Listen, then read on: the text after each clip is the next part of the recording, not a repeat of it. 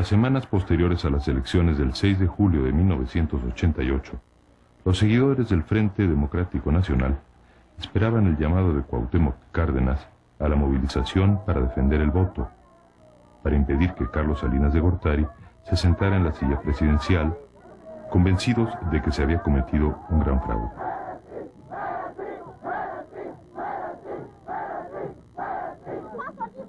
La respuesta de Cárdenas a esta explosión popular fue evitar una confrontación violenta con el régimen y convocar a la creación de un partido para encauzar la lucha política por la vía pacífica.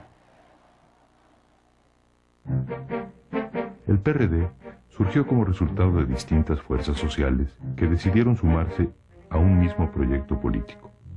Por un lado, toda la gama de las izquierdas que superaron el sectarismo y la fragmentación en que habían vivido, y por el otro un grupo de priistas que creían en las luchas sociales y que rechazaron el autoritarismo y la disciplina partidaria. El gobierno de Miguel de la Madrid comenzó a sustituir el viejo modelo de desarrollo por una política económica de libre mercado. Un grupo de economistas formados en universidades de Estados Unidos, conocidos como los tecnócratas, ocuparon rápidamente posiciones clave en el aparato gubernamental, desplazando a parte de los cuadros tradicionales del PRI. Los disidentes priistas percibieron que de la Madrid heredaría el poder a los tecnócratas. A mediados de 1986 tomaron el nombre de Corriente Democrática y comenzaron a dar la batalla por la candidatura presidencial. Bueno, lo que planteaba la Corriente Democrática era recuperar un rumbo en cuanto a una política económica que tomara en cuenta los problemas de la gente, que fuera a mejorar educación, a mejorar salario, a abrir oportunidades de empleo, etc. Y por otro lado planteaba lo que llevó a la confrontación directa y finalmente al rompimiento, que era el que las decisiones del partido oficial, del PRI, para designar a sus candidatos, se tomaran de acuerdo a lo previsto en los estatutos, esto es, con procedimientos democráticos. Esto nos llevó a un enfrentamiento directo con el presidente de la República, con Miguel de la Madrid. Los miembros de la corriente plantearon que su lucha sería al interior del Partido Revolucionario Institucional, pero el presidente y la dirigencia le cerraron los espacios de diálogo y en la 13ª Asamblea Ordinaria la hostilidad hacia los disidentes fue abierta. Y el día de la inauguración, bueno, se insultaron, ¿no? Dijeron que éramos una quinta columna, nos mayoritaron y nos zarandearon, nos condenaron públicamente y nosotros tomamos la decisión de seguir adelante.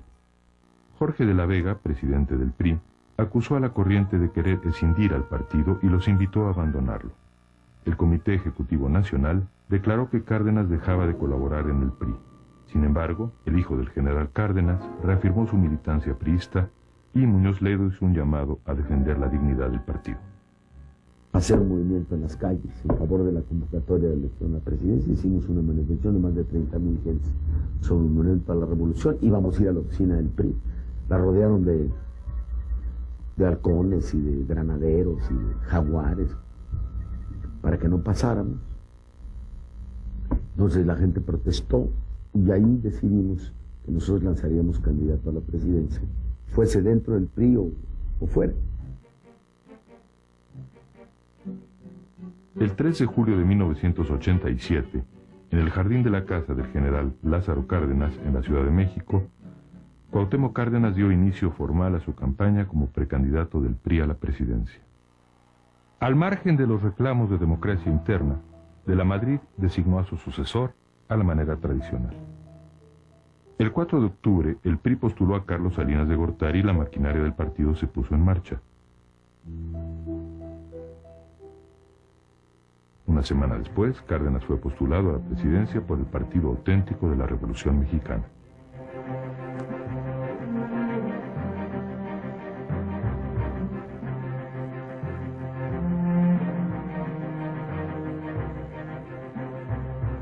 Para sorpresa de muchos, en los meses siguientes, la campaña de Cárdenas se transformó en un movimiento cívico que movilizaba a contingentes cada vez mayores de simpatizantes. El 12 de enero, en torno a su candidatura, varios partidos y organizaciones políticas formaron el Frente Democrático Nacional. Queremos, así como nosotros le vamos a dar su apoyo, también queremos que usted nos brinde y sea con nosotros, porque nosotros hacemos con usted hasta el morir, y si se ofrece dar la vida, la damos por Cuauhtémoc Cárdenas. ¡Y viva! Durante varias décadas, la izquierda partidaria estuvo representada por el Partido Comunista Mexicano, un partido pequeño y marcadamente sectario que aspiraba a implantar en México un Estado socialista, pero que en los hechos gastaba más energías en mantener la pureza ideológica y en expulsar a quienes no la compartían. Siguiendo una recomendación del Partido Comunista de la Unión Soviética, el PC mexicano colabora con el gobierno del general Cárdenas y sus políticas nacionalistas. Los postulados y acciones del partido se acercan entonces a los del sindicalismo oficial que dirigía el líder de izquierda, Vicente Lombardo Toledano. En 1948, el presidente Miguel Alemán canceló el registro del Partido Comunista y encarceló a sus principales dirigentes. A partir de entonces, los comunistas tuvieron que luchar desde la semiclandestinidad. El gobierno asociaba los movimientos de descontento social a la agitación comunista. En algunos casos, tenía razón.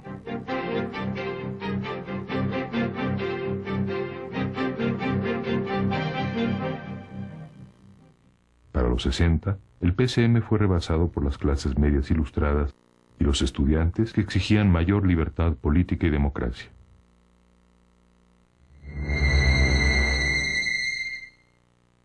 La intransigencia del gobierno fue creciendo hasta que alcanzó su momento más brutal en el movimiento estudiantil de 1968. Después del 2 de octubre, para muchísimos sectores de los estudiantes y de los profesores, la lucha legal en México estaba cerrada. Hubo un grupo de compañeros nuestros, de Nuevo León, de Jalisco, de Sinaloa, de Sonora, que decidieron tomar las armas.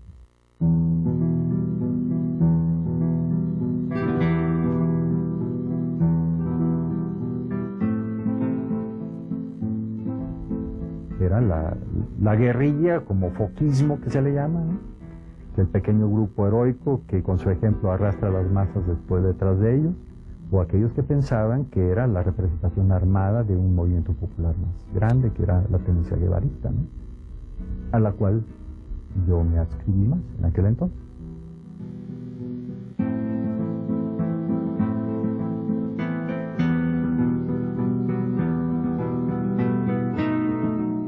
A partir de ese momento, los grupos de izquierda se multiplicaron, tanto los que eligieron la vía armada como los que optaron por el trabajo político de base.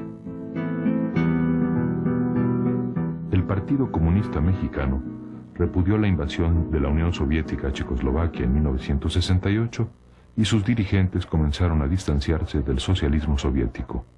A mediados de los 70, cambiaron el concepto dictadura del proletariado por el de poder democrático obrero. Y a muchos se extrañaban de que nosotros comunistas, ¿no?, estuviéramos desarrollando ese tipo de concepción política. Pero aquí se necesita la reforma democrática de fondo, que todo mundo disponga de sus plenos derechos. Una vez que el Partido Comunista optó por la lucha democrática y el movimiento guerrillero fue aniquilado, dio comienzo un lento proceso de unificación en las fuerzas de izquierda. Se empezó entonces a privilegiar la lucha electoral en vez de la revolución como vía para la transformación de la sociedad. El gobierno de López Portillo entendió la conveniencia de abrir espacios a la oposición y realizó una reforma política en 1977 que permitió 2 años después la llegada de los primeros diputados comunistas al Congreso. La izquierda partidaria comenzó a dejar atrás el sectarismo y decidió formar un frente común en 1981. El Partido Comunista desaparece. Decidimos los miembros del Partido Comunista formar una gran organización con otras fuerzas políticas. Se formó el Partido Socialista Unificado de México. No obstante, la intolerancia y el sectarismo rompieron una vez más la unidad de la izquierda. Pensábamos que el PSUM iba a ser un partido moderno, un partido sensible a la problemática social, y vimos que pues en unos cuantos años se burocratizaba y corría hacia su burocratización. Por eso algunos nos salimos. En 1987, la izquierda hizo un nuevo intento de agruparse. El PSUM y otras organizaciones se fusionaron para formar un partido que todavía se definía como socialista, pero que en su emblema ya no incluyó la hoz y el martillo. La izquierda partidaria dejó de mirar a Marx y a Lenin como sus guías ideológicos y se reconoció en Zapata, Villa y el general Cárdenas, con quienes compartía los ideales de justicia social. Ese mismo año, por primera vez en México, un partido de izquierda eligió a su candidato presidencial mediante una elección directa. Eberto Castillo, líder moral de la izquierda, inició su campaña como candidato del PNS. Pero su candidatura solo generaba simpatías en algunos núcleos agrarios y en las universidades. Una semana después del apoyo masivo que Cárdenas recibió en la Universidad Nacional, Eberto decidió declinar su postulación en favor del candidato del Frente Democrático Nacional. Este paso que damos es para sumar fuerzas con un hermano de lucha de hace mucho tiempo. Es para sumar fuerzas con Cuauhtémoc Cárdenas para juntos cumplir todas las promesas que hemos hecho a este pueblo mexicano.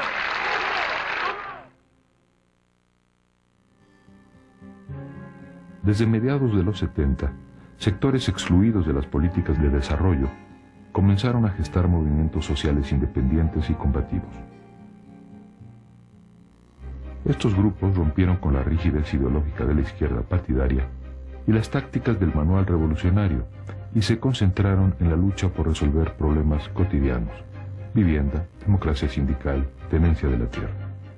La izquierda social cobró forma en las coordinadoras de masas, los sindicatos independientes y los grandes frentes de organizaciones populares. Estas organizaciones tomaban sus decisiones por consenso, empeñadas en mantener su autonomía frente a los partidos y al gobierno. En algunos casos, llegaron a ser una especie de territorios libres. Hasta mediados de los 80, los movimientos sociales se asentaban en la periferia de la capital del país y en los cordones de miseria de la zona conurbada.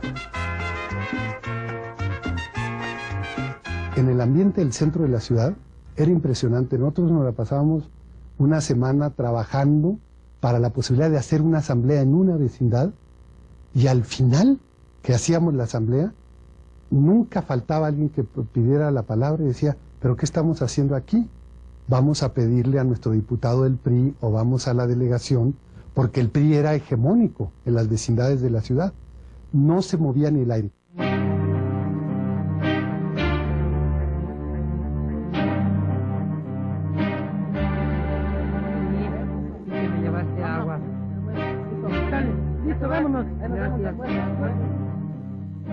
En el 85 eso cambia radicalmente.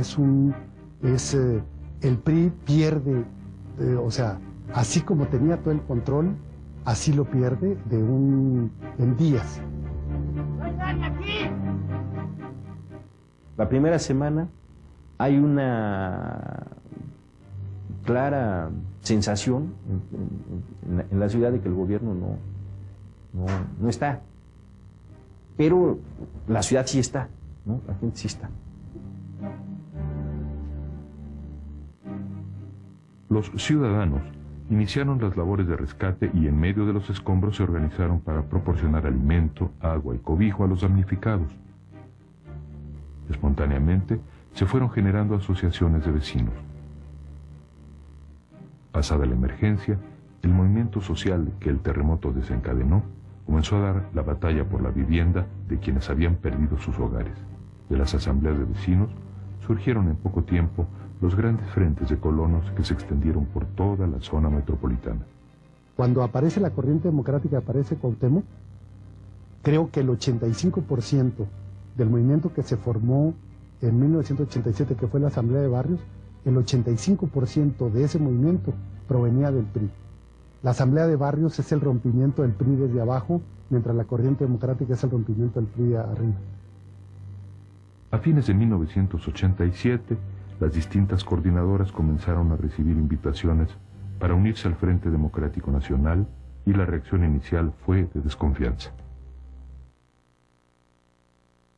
Era un llamado que nos cuestionaba absolutamente todo. Era romper con nuestra estructura, era también romper nuestro esquema. Nosotros éramos la izquierda social, jamás tuvimos ni roce siquiera con el PRI. El PRI era el enemigo frontal.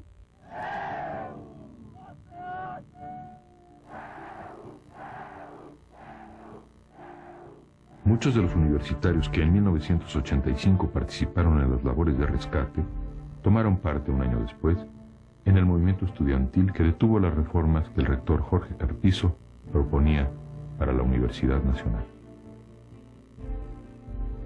Ahí hay una parte también de la izquierda que no es partidaria, que es una izquierda social y que es una izquierda democrática, que toma las decisiones en las asambleas de las escuelas, que toma las decisiones por mayoría a través de un debate, ¿no? Ejerciendo una práctica que no tenían los partidos de izquierda. Los estudiantes percibían un paralelismo entre su lucha al interior de la UNAM y la que libraba la corriente democrática en el PRI. Los universitarios comenzaron a reunirse con los dirigentes de la corriente democrática, aunque tradicionalmente recelosos del gobierno, veían con escepticismo a los disidentes priistas.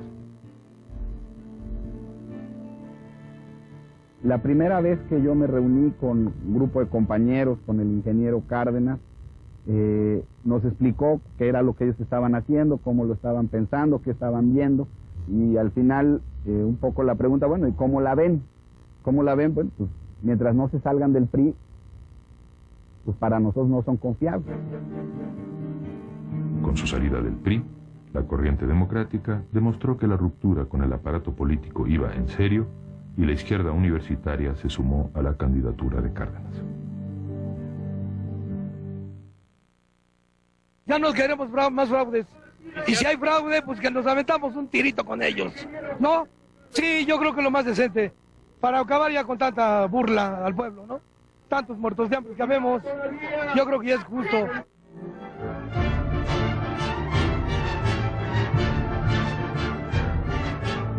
El 6 de julio, los mexicanos acudieron masivamente a las urnas.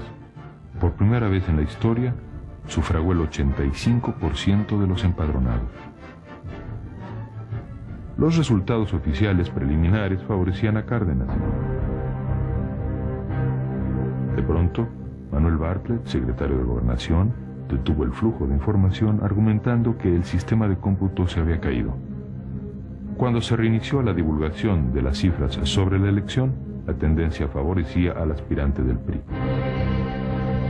Esa misma noche, Manuel Cloutier, del PAN, Rosario Ibarra, del PRT, y Cuauhtémoc Cárdenas denunciaron que se había consumado un gran fraude y demandaron que se anulara la elección. El 13 de julio, la Comisión Federal Electoral dio a conocer las cifras definitivas y declaró ganador a Carlos Salinas de Gortari.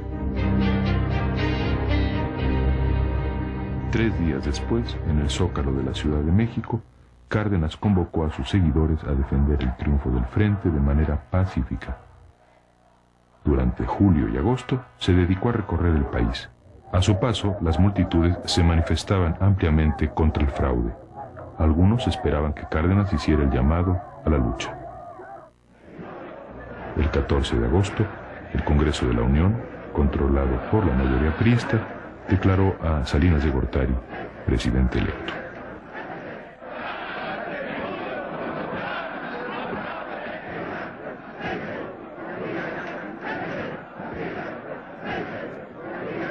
Yo sentía un gran dolor. Yo fui miembro del colegio electoral que debía calificar esas elecciones y sentíamos una impotencia absoluta para poder hacer valer nuestro derecho a conocer lo que había pasado.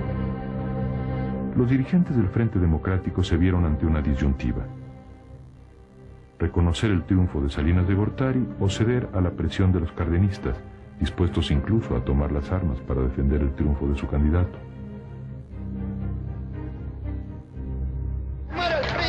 decididos a morirnos todos los michoacanos y la gente cardenista de toda la República, decididos hasta que nos acabemos.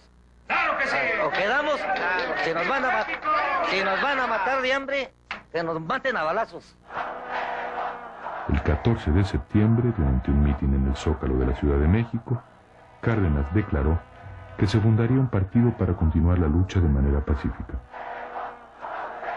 Yo recuerdo las escenas en esa concentración gigantesca. Había gente decepcionada, algunos llorando, algunos diciendo que qué había pasado, que si alguien se había vendido, ¿por qué no ir a tomar Palacio Nacional? Sí pensamos en llamar a la movilización y a lo que podríamos llamar resistencia civil, nunca en tomar un camino distinto, en ir por la vía armada, porque ni estábamos preparados ni creíamos que esa fuera la forma de resolver los problemas del país. Y haber lanzado a la gente irresponsablemente a tomar, como algunos decían, vamos a tomar Palacio Nacional, simplemente hubiéramos provocado una masacre de la cual los dirigentes hubiéramos quedado excluidos, porque pues el dirigente no siempre va en la primera línea. Cuauhtémoc Cárdenas toma dos decisiones cruciales para México. La primera de ellas es impugnar la legitimidad de la elección. Y la impugna.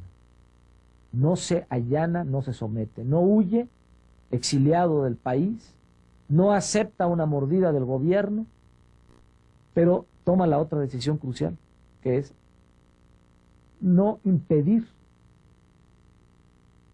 ni por la vía cívica, ni por la vía violenta, el ejercicio del poder ilegítimo ganado por el PRI en el fraude electoral del 88. No lo impide. El 21 de octubre apareció en los diarios la convocatoria a fundar el PRD, firmada por cientos de mexicanos. 3 de los partidos que apoyaron a Cárdenas se negaron a participar, mientras que las distintas fuerzas de izquierda y la corriente democrática respondieron con prontitud al llamado. El 5 de mayo de 1989 comenzaron las asambleas para constituir el PRD.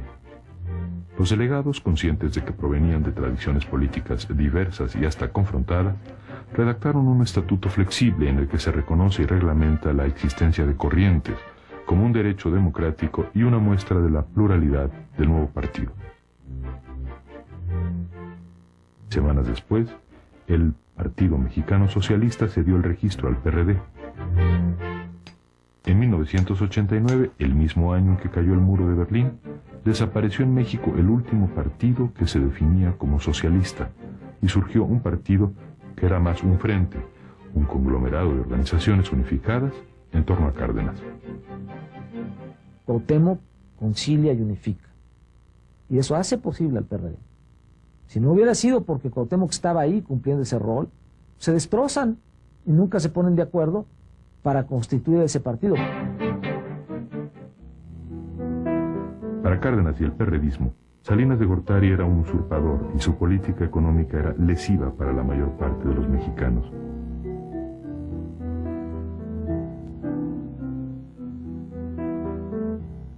Oponerse sin tregua al salinismo se volvió la razón de ser del PRD.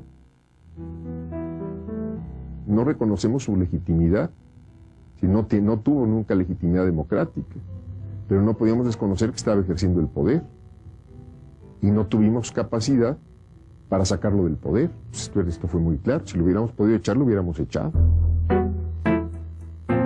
Por su parte, Salinas se empeñó en impedir la consolidación del PRD, cerrándole por todos los medios el acceso al poder.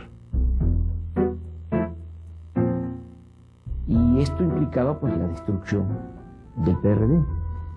En 89, en 90, nos asesinaron a muchos dirigentes políticos en el país.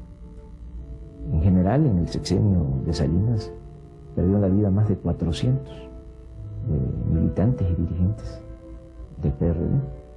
Incluso en los medios de comunicación no existía el PRD, estaban totalmente cerrados. Las imágenes que aparecían en la televisión del PRD eran de campesinos con garrotes. Era la idea de proyectar una imagen de partido violento, Enfrascados en discusiones y pugnas internas, aferrados a la movilización popular como forma de lucha, los perredistas parecían confirmar, para una parte de la población, la imagen que de ellos proyectaba el régimen salinista. Sí había un ambiente de confrontación, de lucha por el territorio muy salvaje, ¿no? El periodismo fue creciendo y consolidándose en algunas zonas a sangre y fuego, o sea, con movilizaciones, con tomas de palacios municipales, yendo a elecciones donde el fraude era recurrente y teníamos que ir a plantones muy prolongados, de mucho desgaste y todo eso. Al mismo tiempo, Salinas empezó a crear una amplia base de apoyo popular gracias al Programa Nacional de Solidaridad. Solidaridad, unidos para progresar. Algunos dirigentes no compartían la postura intransigente. Opinaban que se debía reconocer al gobierno de Salinas y negociar con él. Consideraban que mantener la línea de confrontación había significado dejar de lado la tarea de construir al partido. Pensaban además que un liderazgo sin contrapesos como el que Cárdenas ejercía en el PRD frenaba el surgimiento de nuevos dirigentes políticos, retardaba la maduración del partido y propiciaba el autoritarismo y el caudillismo. En un principio, Cuauhtémoc Cárdenas era un elemento integrador de la institucionalidad. Él convocó a la formación de una institución. Él no convocó a una lucha caudillista. Pero en la medida en la que pasa el tiempo y que no se pierde ese papel por parte de Cuauhtémoc, entonces la institucionalidad se va viendo entorpecida por el peso de la personalidad de Cuauhtémoc. Y también en alguna medida por el peso de la personalidad de Porfirio, que comienza a rivalizar cada vez de manera más abierta con Cuauhtémoc.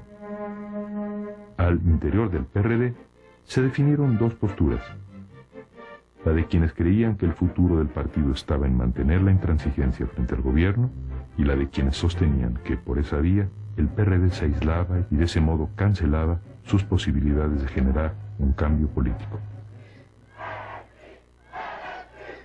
La mayoría de los perredistas creía que Cárdenas había triunfado en julio de 1988 y que su liderazgo moral bastaría para derrotar al régimen en las siguientes elecciones. Una corriente hegemónica pretendió que el objetivo central y casi único del partido debía ser que Cuauhtémoc llegara a la presidencia en 1994. Jorge Alcocer y el Movimiento de Acción Popular le reprocharon a Cárdenas mantener al PRD anclado en un antisalinismo estéril y renunciaron al partido. Con la fe puesta en el carisma de Cárdenas, los perredistas casi no hicieron trabajo de campaña para las elecciones legislativas de 1991. Creo, como tú lo mencionas, que de 88 a 94 pensamos que los votos nos iban a llegar tan solo por ser perredistas y que no pusimos el suficiente esfuerzo para entender que los votos hay que ganarlos. El PRD obtuvo solo el 12.5% de la votación a nivel nacional en 1991 y únicamente 42 curules.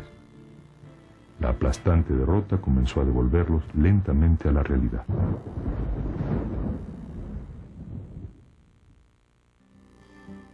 A partir de 1992, surgieron nuevas corrientes al interior del PRD, que también fueron un obstáculo para la democracia interna y para el desarrollo del partido. La corriente por la reforma democrática denunció que la toma de decisiones se daba aún al margen de las estructuras legales de un partido que se decía democrático. Si yo entro al PRD, si yo quiero participar en el PRD, tengo que hacer una segunda afiliación con un grupo, con una corriente, porque mi participación individual no tiene ningún sentido. En 1993, Muñoz Ledo llegó a la presidencia del partido y Cárdenas pasó a ser consejero nacional. Todo el mundo veía que el uno era Cuauhtémoc y el dos Porfirio. Eso nadie tenía la menor duda. Cuando vamos al segundo Congreso Nacional, Porfirio queda como presidente de manera natural. No había nadie que tuviera esa estatura para decir, yo compito con Porfirio. Bastaba que Porfirio dijera, yo me quiero postular como candidato a la presidencia, y ya. A partir de ese momento se fueron agravando las diferencias que había entre ambos, casi desde la fundación del partido. Cárdenas insistía en la política de confrontación con el gobierno, mientras que Porfirio planteaba obligar al régimen a negociar reformas al sistema político. Y Porfirio comienza a ver como factible la negociación con el régimen a partir de la construcción de un proyecto aglutinador opositor. No es una concertación, no es por una gobernatura, es por la reforma a las leyes, por la creación de las instituciones electorales independientes y transparentes. Y Cuauhtémoc empieza a ver en ello un peligro de que el que haga el trato con el Estado puede también convertirse en el gran factor de poder. La camaradería inicial se convirtió en rivalidad.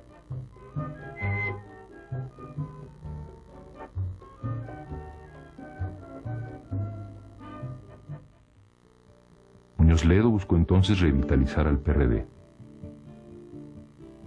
Comenzó negociaciones con los demás partidos y el gobierno en busca de una reforma integral del Estado mexicano. Pero dada la correlación de fuerzas políticas, solo se logró que el secretario de Gobernación dejara la presidencia de la Comisión Federal Electoral y que se iniciara la ciudadanización de ese órgano. Se trataba de avances políticos significativos, y Muñoz Ledo los presentó así durante una concentración en el Zócalo el 18 de marzo de 1994. Pero en ese mismo acto, Cárdenas, ya como candidato presidencial, descalificó las reformas y con ello le restó autoridad a Porfirio como presidente del partido y como interlocutor frente al gobierno. Bienvenidos los avances que puedan darse, pero los anunciados no serán suficientes para garantizar la independencia e imparcialidad de la autoridad electoral. Quiero decirles que no puedo avalar una decisión equivocada, que así lo veo, porque eso sería traicionar mis propias convicciones y dejarnos atados, sin la posibilidad siquiera de señalar o denunciar resultados viciados, favorezcan a quien favorezcan. Cárdenas integró un equipo de campaña ajeno al comité directivo del PRD. Las divergencias que mantenía con Porfirio y la consolidación del régimen contribuyeron a su estrepitosa derrota en las elecciones presidenciales de 1994. La derrota destruyó el mito de que Cárdenas llegaría a la presidencia por designio histórico y dio inicio a un periodo de reflexión crítica al interior del partido. ¿Por qué? Porque 94 es el momento de crisis absoluta de esa visión. De la visión, Cárdenas fue candidato, Cárdenas ganó, ergo, Cárdenas va a volver a ganar. Después del fracaso, entre los perredistas cundió el desánimo y la confusión. Las fricciones y desacuerdos entre los dirigentes y corrientes se ahondaron. En el ambiente flotaba el riesgo de que las fuerzas que conformaban al PRD se dispersaran.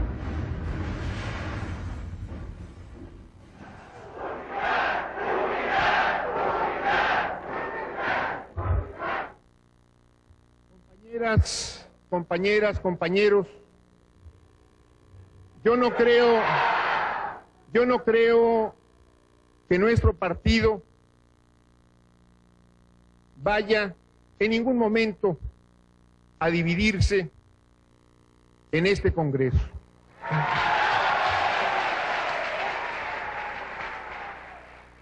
Sin embargo, el tercer Congreso Nacional terminó sin que la polémica entre Porfirio y Cuauhtémoc se resolviese. De hecho, durante el proceso para renovar la dirigencia nacional del PRD, en agosto de 96, fue evidente que Cárdenas y Muñoz Ledo seguían luchando por la hegemonía dentro del partido y por la línea que éste debía seguir. López Obrador, candidato de Cárdenas, se impuso en las elecciones internas a Amalia García, respaldada por Porfirio. Como presidente del partido, Andrés Manuel asumió como su reto principal sacar al partido del estancamiento electoral en que se hallaba, y en una entrevista declaró que la disputa entre los dos líderes era una pugna personal que deben arreglar entre ellos. Lo que viene, dijo, es tan importante que este asunto va a pasar pronto a segundo plano.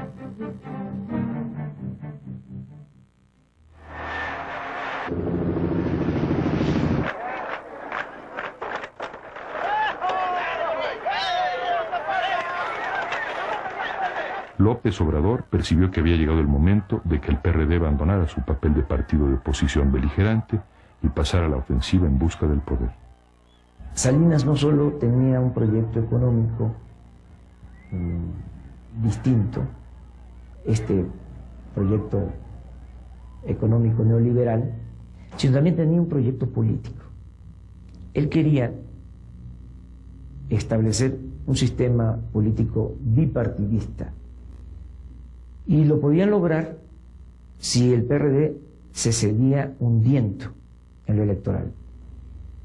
Entonces opté por la eficacia electoral,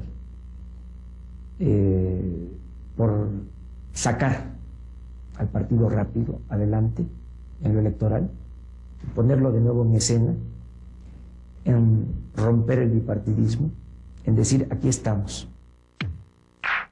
La estrategia de López Obrador incluía hacer periódicamente encuestas de opinión a nivel nacional y una campaña en los medios con el fin de mejorar la imagen del partido. Además, redujo las pugnas internas mediante un acuerdo entre los cuadros medios y la dirección nacional del PRD de ceñirse a las normas del partido. El entorno general del país propendía ya a la democracia. El gobierno de Ernesto Zedillo, por su parte, la alentaba. En las elecciones legislativas del 97, el PRD incluyó por primera vez a candidatos externos en sus listas de diputados y senadores. La estrategia perredista comenzó a rendir frutos.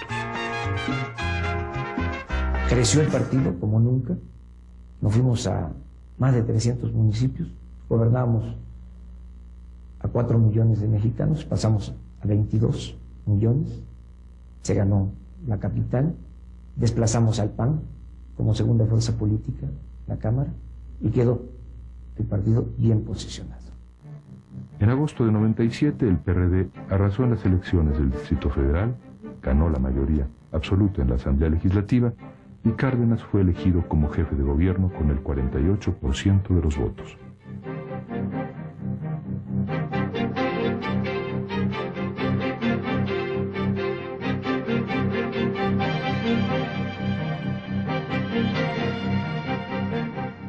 Cuauhtémoc Cárdenas tiene ya un papel en la historia de México, como el hacedor del camino de la democracia. Las corrientes se fueron diluyendo en la medida en que el PRD avanzaba electoralmente. Los intereses de grupo fueron dando paso a una mayor cohesión del partido. Por otro lado, el partido ahondó la política de alianzas, sobre todo postulando a expriistas, lo que le permitió ganar algunas gubernaturas. En marzo de 99, sin embargo, el PRD celebró elecciones para renovar la presidencia del partido. La votación fue cerrada, pero se denunciaron numerosas irregularidades en el proceso. El comité ejecutivo tomó la decisión de declarar anulados los comicios y llamar a una segunda votación, pero el daño estaba hecho. Imagínense que nosotros tratamos de ocultar las irregularidades y decimos no pasó nada, ganó Jesús o ganó Amalia en la primera elección, pues con qué autoridad moral, con qué cara íbamos nosotros a pedir legalidad electoral. Una vez que Cuauhtémoc fue designado candidato presidencial para las elecciones del 2000, Porfirio Muñoz Ledo abandonó definitivamente al PRD. Ese fue el desenlace de una compleja, conflictiva relación. Amor, no es necesario que cuando pase. Pese a sus tropiezos y a la hostilidad del sistema, lo cierto es que el PRD ha jugado un papel importante en la democratización del país. En sus 10 años de vida, ha dado representación política a una amplia franja de la población que no se sentía representada ni por el PRI ni por el PAN.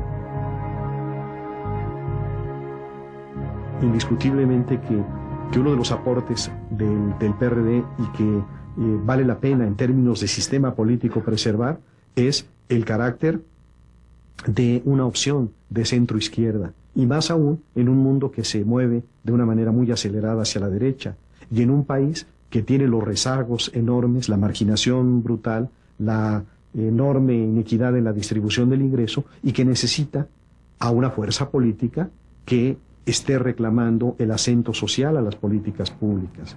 Pero si estamos bien posicionados, si la gente nos identifica como defensores del salario, como defensores de la seguridad social, como defensores del empleo, como defensores del impulso a las actividades productivas, como defensores de la industria eléctrica, del petróleo.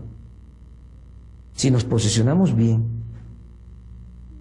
sin zigzagueos, si nos anclamos en la izquierda, va a haber partido para mucho tiempo.